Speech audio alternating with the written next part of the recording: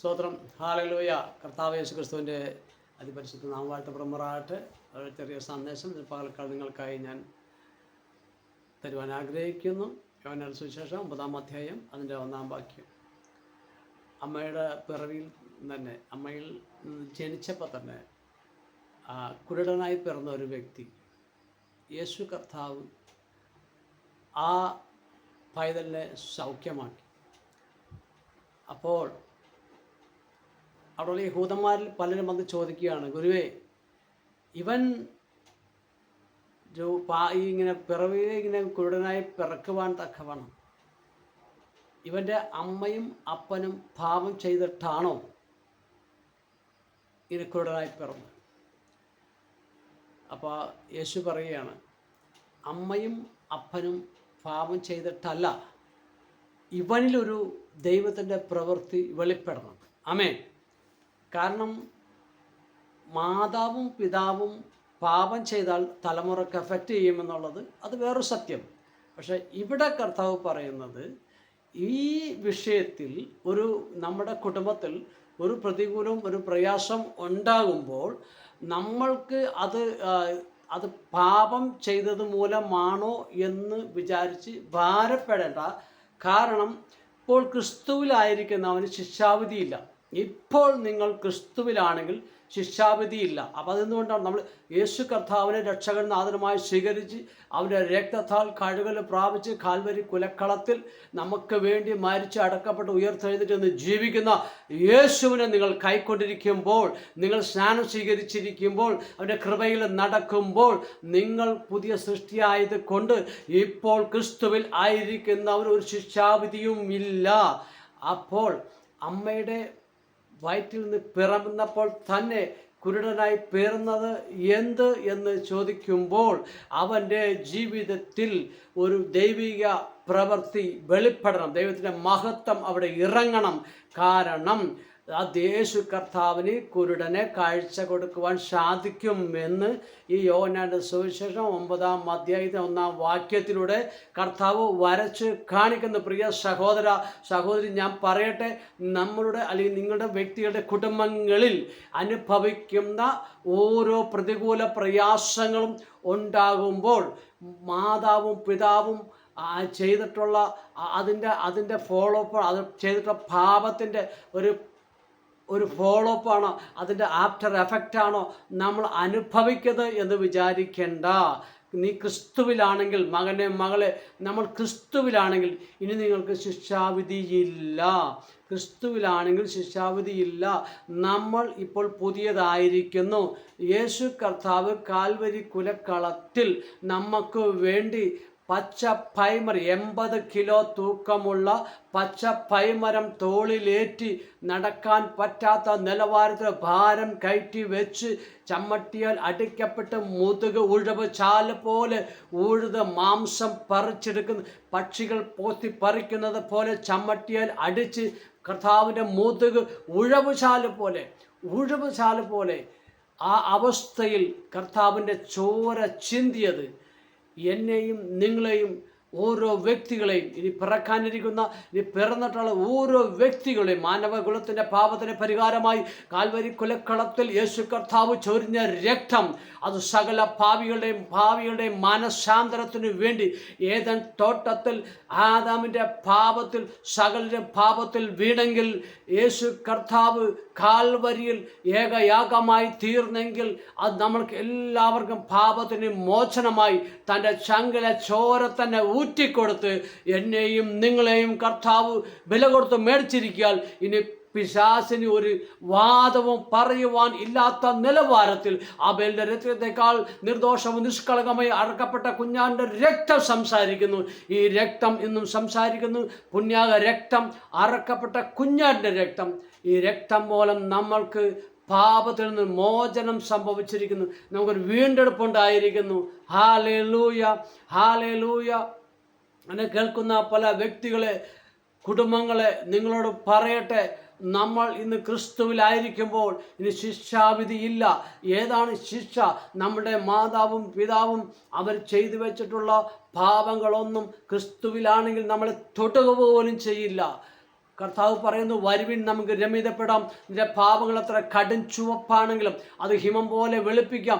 നമ്മൾ ചെയ്ത പാപമാണെങ്കിലും നമ്മുടെ മാതാവും പിതാവും ചെയ്തു വെച്ചിട്ടുള്ള പാപത്തിൻ്റെ ആഫ്റ്റർ എഫക്റ്റ് മൂലമാണ് നമ്മുടെ പാപങ്ങൾ ഇതുപോലെ കടും രക്തക്കറയോട് ഉപമിച്ചിരിക്കുന്നെങ്കിൽ യേശു കർത്താവ് പറയുന്നു, അത് ലെബനോണിലെ ദേവദാരു പോലെ, ലഖോറ ഷംഖോ ലെബോറിയ, അവിടുത്തെ ലെബനോണിലെ ദേവദാരു പോലെ, ഹാലലി, അവിടുത്തെ മഞ്ഞ്, ലെബനോണിലെ മഞ്ഞ് വളരെ വളരെ വളരെ വളരെ വളരെ ബ്യൂട്ടിഫുള്ളായിട്ടുള്ള ആ വൈറ്റ് ഉള്ള ശുദ്ധിയുള്ള ആ മഞ്ഞ് പോലെ വരുവിൻ നമുക്ക് രമ്യതപ്പെടാം. ഇതിൻ്റെ പാപങ്ങൾ അത്ര കടുചുവപ്പാണെങ്കിലും അത് ഹിമം പോലെ വെളുപ്പിക്കാമെന്ന് കർത്താവ് അങ്ങനെ പറയുന്നെങ്കിൽ ഒരു അലക്കുകാരനും അലക്കി വെളുപ്പിക്കുവാൻ പറ്റാത്ത ഒരു ഗ്യാരണ്ടി പറഞ്ഞിട്ട് ഒരു തുണി അലക്കുന്ന ഒരു അലക്കുകാരനും പറയാൻ പറ്റില്ല, ഞാൻ ആ കറ കളയുമെന്ന്. എന്നാൽ യേശു കർത്താവ് പറഞ്ഞു, വരുവിൻ നമുക്ക് രമ്യതപ്പെടാം. നിന്റെ പാപങ്ങൾ എത്ര കടുചുവപ്പാണെങ്കിലും അത് ഹിമം പോലെ വെളുപ്പിക്കാമെന്ന്. ആ ഹിമം പോലെ വെളുപ്പിക്കുവാൻ കഴിവുള്ള ഈ യേശു കർത്താവിനെ നിങ്ങൾ സ്വീകരിച്ചിരിക്കുമ്പോൾ നിങ്ങളുടെ പാപങ്ങൾ എത്ര കടുചുവപ്പായിരുന്നാലും യേശു അത് കഴുകിയിരിക്കുക. നിങ്ങൾ സ്നാനമെന്ന ജലാശയ കല്ലറയിൽ അടക്കപ്പെട്ട് ഉയർത്തെഴുന്നേറ്റ് പുതിയ സൃഷ്ടിയായി യേശുവിൻ്റെ നാമത്തിൽ നട്ടലോടെ നടുനിവർത്തിക്കൊണ്ട് തെരുവീതികളിലൂടെ ഇന്ന് നമ്മൾ കാണുന്നു. പല കോണുകളിൽ, പല പ്രദേശങ്ങളിൽ, പല ഗ്രാമങ്ങളിൽ ഒറ്റക്ക് നിന്നും കൂട്ടായ്മയിൽ നിന്നും 2 പേരും 3 പേരും കൂടി നിന്ന് മൈക്കിലൂടെ സത്യസുവിശേഷം പ്രസംഗിക്കുമ്പോൾ നിങ്ങൾ അതിൽ നിന്ന് മനസ്സിലാക്കണം, അവർ പാപത്തിൻ്റെ അടിമത്തത്തിൽ നിന്ന് പുറത്ത് ചാടി ഇനി പാപത്തിൽ പിടിക്കപ്പെടാതിരിക്കേണ്ടതിന് അനേക തലമുറകളെ, വ്യക്തികളെ, കുടുംബങ്ങളെ അവരെ പിടിക്കപ്പെടാതിരിക്കേണ്ടതിന് ഈ സത്യസുവിശേഷം ഒരു ലജ്ജ കൂടാതെ അവർ ഗ്രാമം തോറും പ്രസംഗിക്കപ്പെടുന്നു. എന്തുകൊണ്ടെന്നാൽ വിശ്വാസം കേൾവിയാലും, കേൾവി ക്രിസ്തു യേശുവിനെ കുറിച്ചുള്ള തിരുവചനം ആയതുകൊണ്ട് യേശുവിനെ കുറിച്ച് പ്രസംഗിക്കാതിരിപ്പാൻ, യേശുവിനെ കുറിച്ച് സംസാരിക്കാതിരിപ്പാൻ, യേശുവിന് വേണ്ടി വാ തുറക്കാതിരിപ്പാൻ യേശുവിലായിരിക്കുന്ന വ്യക്തിക്ക് കഴിയില്ല. പൈതലെ, നിങ്ങൾ ക്രിസ്തുവിലായിരിക്കുന്നെങ്കിൽ നാവടക്കിയിരിക്കാതെ, നിങ്ങൾ മൗനമായിരിക്കാതെ, വെറുതെ നമ്മൾ ഞായറാഴ്ച പോയി വരുന്നവരായി തീരാതെ, നിങ്ങൾ ഓഫീസിൽ നിങ്ങൾ കാലുകുത്തുമ്പോൾ, നിങ്ങൾ ജോലി സ്ഥലം ഏതുമായിക്കോട്ടെ അവിടെ നിങ്ങൾ കാലുകുത്തുമ്പോൾ നിങ്ങളൊരു ദൈവ പൈതലാണെന്ന് ആദ്യം അവർ തിരിച്ചറിയട്ടെ, അവർ ഐഡൻറ്റിഫൈ ചെയ്യട്ടെ. നിങ്ങൾ ഒരു ദൈവ പൈതലാണെന്ന്. കാരണം ഏത് ജോലിയിലായാലും, ഏത് അവസ്ഥയിലാണെങ്കിലും, ഏത് മേഖലയിലാണെങ്കിലും നിങ്ങൾ ഒരു ദൈവ പൈതലാണെന്ന് അവർ തിരിച്ചറിയേണ്ടതിന് നിങ്ങൾ വചനം വായിക്കണം, നിങ്ങൾ പ്രാർത്ഥിക്കണം, നിങ്ങൾ ഉപവസിക്കണം. നിങ്ങളുടെ കൈകളിലൂടെ ഒരു പ്രാർത്ഥന കൈവപ്പ് അവർക്ക് ലഭിക്കണം. കാരണം അവർ നാളിതുവരെ പോയിട്ടുള്ള ഓരോ മേഖലകളിൽ ലഭിക്കാത്ത ഒരു ദൈവിക സമാധാനം നിങ്ങളുടെ കൈവെപ്പിലൂടെ അവർ ലഭിക്കുമ്പോൾ അവർക്ക് മനസ്സിലാകും, ഞാനിതുവരെ ഞാനിതുവരെ കണ്ടിട്ടുള്ള ആ മേഖലകളിലൊന്നും എനിക്ക് ലഭിക്കാത്ത ഒരു സമാധാനം, ഒരു സന്തോഷം ഈ വ്യക്തി യേശുവിൻ്റെ നാമത്തിൽ കരം വെച്ച് പ്രാർത്ഥിച്ചപ്പോൾ എൻ്റെ മേൽ ഇറങ്ങി വന്നൊരു ദൈവ സാന്നിധ്യം അത് ഞാൻ അനുഭവിച്ചു. ഞാൻ ഒരു കാര്യം പറയട്ടെ പ്രിയ പൈതലെ, ഒരല്പം സാക്ഷ്യത്തിലേക്ക് പ്രവേശിക്കുന്നു. ഞാൻ ഹിന്ദു ബാക്ക്ഗ്രൗണ്ടിലായിരുന്നു. ഞാൻ ഒരിക്കലും യേശുക്രിസ്തുവിനെ രക്ഷകനായി സ്വീകരിക്കുവാനോ രക്ഷകനായി അംഗീകരിക്കുവാനോ യേശുവിന് ഇഷ്ടമില്ലാത്തൊരു കാലഘട്ടത്തിൽ ഞാൻ ഹിന്ദുവായി ജീവിക്കുന്നു. എങ്കിലും ഞാൻ കഞ്ചാവ്, മയക്കമരുന്നൊക്കെ ഉപയോഗിച്ച് പൊട്ടി തകർന്ന് തരിപ്പണമായി ജീവിക്കുമ്പോഴും യേശുവിനെ എനിക്കിഷ്ടമല്ലായിരുന്നു. ഞാൻ ശബരിമലയ്ക്ക് പോകാൻ മാലയിട്ട സമയത്ത് ഞാൻ മീൻകൂട്ടി എന്ന് പറഞ്ഞിട്ട് കാരണത്താൽ എൻ്റെ അമ്മ എനിക്ക് ചാണകം കലക്കി തന്നിട്ട് കുടിക്കുക, ഇല്ലെങ്കിൽ നീ അശുദ്ധനായി തീരുമെന്ന് പറഞ്ഞു. പ്രിയ പൈതലെ, ഞാൻ ചാണകം വെള്ളം കുടിച്ചു. ഒരു ശുദ്ധി മനിലുണ്ടായില്ല. എൻ്റെ സംസാരത്തിൽ മാറ്റമില്ല, എൻ്റെ നോട്ടത്തിൽ മാറ്റമില്ല, എൻ്റെ പ്രവൃത്തിയിൽ മാറ്റമില്ല, എൻ്റെ കൂട്ടുകെട്ടിൽ മാറ്റമില്ല. പക്ഷേ ഞാൻ നിങ്ങളോട് പറയട്ടെ, one thing I tell you, ഞാൻ ഒരു കാര്യം പറയട്ടെ. ഒരു ദിവസം യേശു കർത്താവിനെ കുറിച്ചുള്ള വചനം കേൾപ്പാനിടയായപ്പോൾ, ഞാൻ നേരത്തെ പറഞ്ഞല്ലോ, വിശ്വാസം കേൾവിയിലും, കേൾവി യേശു ക്രിസ്തുവിനെ കുറിച്ചുള്ള വചനമത്രേ.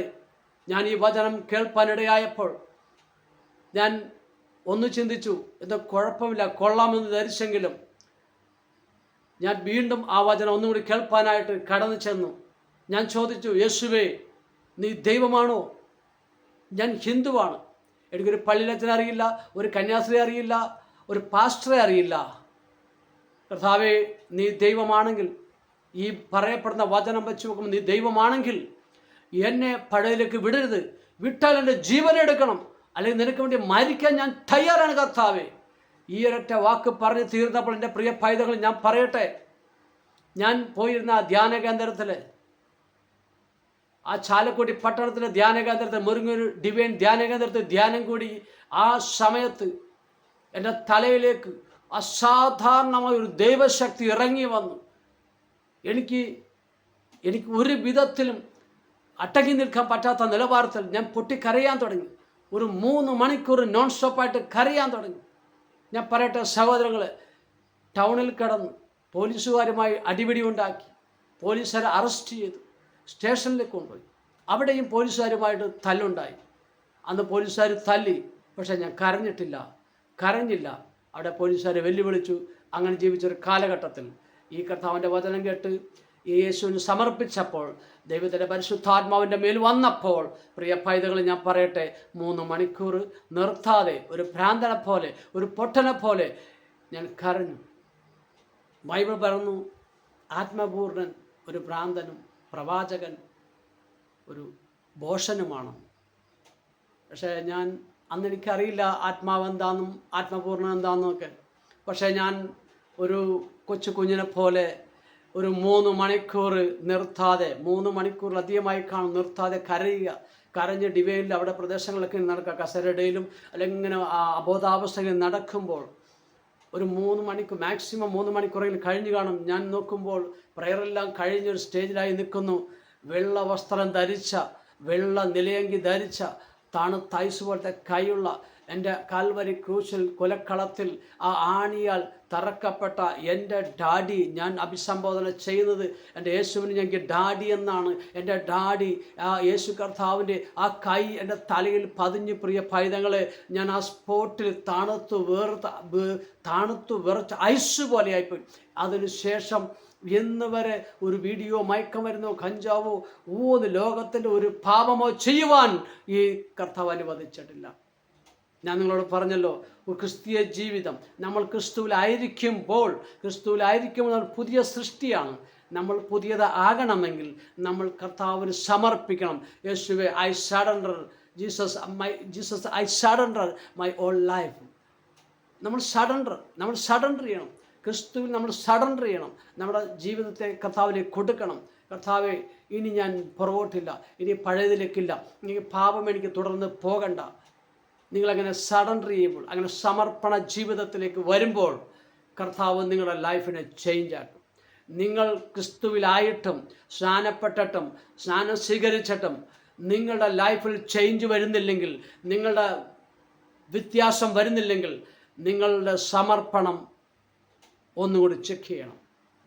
പറയണം, കർത്താവേ, ഇനി മരണം വരെ ഞാൻ യേശുവിലേക്ക് അല്ലാതെ ഇനി ഇടത്തോട്ടും വലത്തോട്ടുമില്ല, യേശുവാണ് എൻ്റെ ദൈവം എന്ന് പറയുവാൻ തക്കവണ്ണം നിങ്ങൾ കർത്താവിൻ്റെ കരങ്ങളിലേക്ക് നിങ്ങളെ തന്നെ ഏൽപ്പിച്ച് നിങ്ങൾ മുറുകെ പിടിക്കും. നിങ്ങളുടെ പരിശുദ്ധാത്മാവ് നിങ്ങളുടെ മേൽ വരും. പരിശുദ്ധാത്മാവ് നിങ്ങളുടെ മേൽ വന്നു കഴിയുമ്പോൾ നിങ്ങൾ ശക്തി പ്രാപിക്കും. നിങ്ങൾ ദുർഭൂതങ്ങളെ പുറത്താക്കും, രോഗികളെ സൗഖ്യമാക്കും. അത്ഭുതങ്ങൾ, അടയാളങ്ങൾ നമ്മുടെ ഈ കരത്തിലൂടെ കർത്താവ് ചെയ്യും. പ്രിയ പൈതലെ, നിങ്ങൾ ധൈര്യത്തോടെ യേശുവിനെ പ്രഘോഷിക്കേണ്ടവരാണ്. ഏത് രാജ്യത്ത് പോയാലും, ഏത് നാട്ടിൽ പോയാലും, യേശു എൻ്റെ ദൈവമെന്ന് ശക്തിയോടെ തോക്കിൻ്റെ മുമ്പിൽ നിന്നാലും ബോംബിൻ്റെ ഇടയിൽ കൊണ്ട് ഇട്ടാലും യേശു എൻ്റെ ദൈവമെന്ന് പറയത്തക്ക നിലവാരത്തിൽ നിങ്ങളുടെ ഹൃദയങ്ങളിൽ ഉറച്ചിരിക്കേണ്ടത് അത്യാവശ്യമാണ്. യേശു സാധാരണ ഒരു സ്റ്റാച്ചു അല്ല, വെള്ളരിത്തോട്ടത്തിലെ ഒരു ബിംബമല്ല. വെള്ളരിത്തോട്ടത്തിൽ വെച്ചിരിക്കുന്ന ബിംബത്തിന് കണ്ണുണ്ട്, കാണുന്നില്ല, ചെവിയുണ്ട്, കേൾക്കുന്നില്ല, മൂക്കുണ്ട്, ശ്വസിക്കുന്നില്ല, വായുണ്ട്, സംസാരിക്കുന്നില്ല, കൈയുണ്ട്, അനങ്ങുന്നില്ല, കാലുണ്ട്, ചലിക്കുന്നില്ല. അങ്ങനെയെങ്കിൽ ഞാൻ പറയട്ടെ പ്രിയ സഹോദര, യേശു കർത്താവ് മരിച്ചടക്കപ്പെട്ട് ഉയർത്തെഴുന്നേറ്റ് ഇന്നും ജീവിക്കുന്നു. Jesus is a living God. Yeshu ഇന്ന് ജീവിക്കുന്നു. വിശ്വസിക്കുന്നവർക്ക് വേണ്ടി അവൻ്റെ അളവറ്റ ശക്തിയുടെ വലിപ്പം നശിച്ചു പോകുന്നവർക്ക് ക്രൂശിന്റെ വചനം ഭോഷത്വമാണെങ്കിൽ, വിശ്വസിക്കുന്ന നമുക്ക് ഓരോരുത്തർക്കും അത് ജീവനും ശക്തിയും ബലവുമാകുന്നു. തിരുക്കരങ്ങൾ ഏൽപ്പിക്കുന്നു പിതാവ്. ഈ സന്ദേശം കേട്ട വ്യക്തികളെ വിശ്വാസത്തിൽ ഉറപ്പിക്കേണ്ടതന്നെ യേശുവിൻ്റെ കരങ്ങൾ ഏൽപ്പിക്കുന്നു. പിതാവ് ഇവരെ അനുഗ്രഹിക്കണം. പിതാവിൻ്റെ പുത്രൻ്റെ പരിശുദ്ധാത്മാവിൻ്റെ നാമത്തിൽ കർത്താവെ ഈ വ്യക്തികളെ അനുഗ്രഹിച്ച് പ്രാർത്ഥിക്കുന്നു. മഹത്വം കർത്താവ് എടുക്കണം. യേശുവിൻ നാമത്തിൽ തന്നെ